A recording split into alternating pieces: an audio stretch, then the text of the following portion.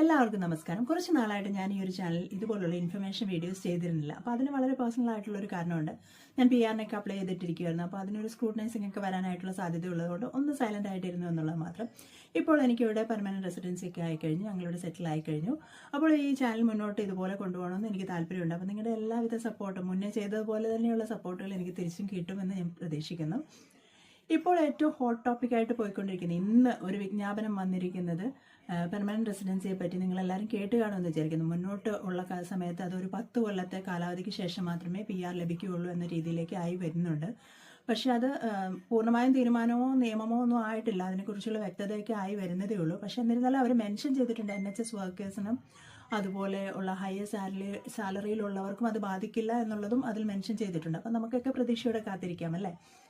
പിന്നെ അതുപോലെ തന്നെ ഇവിടെ ഉള്ളവർക്ക്, നിലവിൽ ഇവിടെ വന്നവർക്ക്, സാധാരണ ഒരു നിയമം എപ്പോഴും ഇവിടെ പ്രാബല്യത്തിൽ വരുമ്പോൾ ഇവിടെ ഉള്ളവർക്ക് അതിനെ ബാധിക്കപ്പെടാറില്ല. ഇനി മുന്നോട്ട് വരാനിരിക്കുന്നവർക്കായിരിക്കും അത് ബാധിക്കപ്പെടുക. എങ്ങനെയാണ് മുൻകാലങ്ങളിലെല്ലാം ഉണ്ടായിട്ടുള്ളത്, ഇതും അങ്ങനെ തന്നെ ആയിരിക്കുമെന്ന് നമുക്ക് പ്രതീക്ഷിക്കാം. അപ്പോൾ നിലവിൽ 5 കൊല്ലമാണ് PR-ന് വേണ്ടിയിട്ടുള്ള കാലാവധി. അപ്പോൾ പെർമനന്റ് റെസിഡൻസിയെ പറ്റി പറഞ്ഞ സ്ഥിതിക്ക് ഇനി അതിനെക്കുറിച്ചുള്ള വീഡിയോ ചെയ്തുകൊണ്ട് തന്നെ നമുക്ക് ഈ ചാനൽ നിലവിലെ സാഹചര്യത്തിൽ 5 കൊല്ലമാണ്. ഈ 5 കൊല്ലത്തിൽ ഒരു 12 മന്ത് പീരീഡിനുള്ളിൽ 180 ദിവസം നമ്മൾ ഈ UK-യിൽ നിന്ന് മാറി നിന്നവരാണെന്നുണ്ടെങ്കിൽ നമുക്ക് PR-ന് അപ്ലൈ ചെയ്യാനായിട്ട് സാധിക്കില്ല. അപ്പോൾ 5 കൊല്ലത്തിൽ കണ്ടിന്യൂസ് ആയിട്ട് നമ്മളിവിടെ UK-യിൽ ഉണ്ടായിരുന്നിരിക്കണം, അതും ഒരു വർക്ക് വിസയിലായിരുന്നിരിക്കണം. അതുപോലെ 180 ദിവസത്തിൽ കൂടുതൽ ഒരു 12 മന്ത് പീരീഡിൽ, ഒരു വർഷത്തിനുള്ളിൽ നമ്മൾ ഈ UK-യിൽ നിന്ന് മാറി നിന്നവരായിരിക്കരുത്. അതാണ് PR-ന് വേണ്ടിയുള്ള നിലവിലെ ക്രൈറ്റീരിയ. ഇനിയിപ്പോൾ 5 കൊല്ലം എത്തുന്നതിന് ഒരു മാസം മുന്നേ തന്നെ നമുക്ക് PR-ന്റെ ആപ്ലിക്കേഷൻ ഇടാനായിട്ടുള്ള ഓപ്ഷൻസ് അവൈലബിൾ ആണ്. 5 കൊല്ലം ആകുമ്പോൾ തന്നെ ഇടണമെന്നൊന്നും നിർബന്ധമൊന്നും ഇല്ല കേട്ടോ. നമുക്ക് എത്ര ഇപ്പോൾ വിസയുടെ വാലിഡിറ്റി ഉണ്ടെന്നുണ്ടെങ്കിൽ കുറച്ച് കഴിഞ്ഞിട്ടിട്ടാലും അതൊന്നും പ്രശ്നമുള്ള കാര്യമല്ല. പക്ഷേ എന്നിരുന്നാലും നമുക്ക് ആപ്ലിക്കേഷൻ ഇടാനായിട്ടുള്ള ക്രൈറ്റീരിയ സ്റ്റാർട്ട് ആവുന്നത് 5 കൊല്ലം തികയുന്നതിന് ഒരു മാസം മുന്നെയാണ്. ഇനി PR-ന് അപ്ലൈ ചെയ്യുമ്പോൾ നമ്മൾ എന്തൊക്കെയാണ് കാര്യങ്ങൾ ചെയ്യേണ്ടത്? അപ്പോൾ എല്ലാവർക്കും അറിയുന്ന പോലെ തന്നെ ലൈഫ് ഇൻ ദ UK എന്ന് പറഞ്ഞൊരു ടെസ്റ്റ് നമ്മൾ അപ്ലൈ ചെയ്യേണ്ടതായിട്ടുണ്ട്. അത് അറ്റൻഡ് ചെയ്ത് പാസ്സാവേണ്ടതായിട്ടുണ്ട്. ഈ ഒരു ടെസ്റ്റ് UK-യുടെ ഹിസ്റ്ററിയെ പറ്റി പഠിക്കുന്നതിനായിട്ടുള്ള ടെസ്റ്റാണ്. അതിന് പല മെത്തേഡുകളുണ്ട്. പഠിക്കുന്നതിന് ബുക്സ് അവൈലബിൾ ആണ്, വെബ്സൈറ്റ് അവൈലബിൾ ആണ്.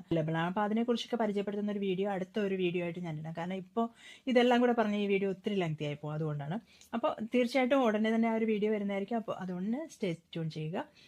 ഇനി ലൈഫ് ഇൻ ദ UK ടെസ്റ്റിന് നമുക്ക് ചിലവ് വരുന്നത് 50 പൗണ്ടാണ്. നമുക്ക് എത്ര തവണ വേണമെങ്കിലും ആ ടെസ്റ്റ് എഴുതാം. നമ്മൾ ഫെയിൽ ആയിട്ടുണ്ടെങ്കിൽ നമുക്ക് വീണ്ടും റീബുക്ക് ചെയ്ത് അത് എഴുതാം.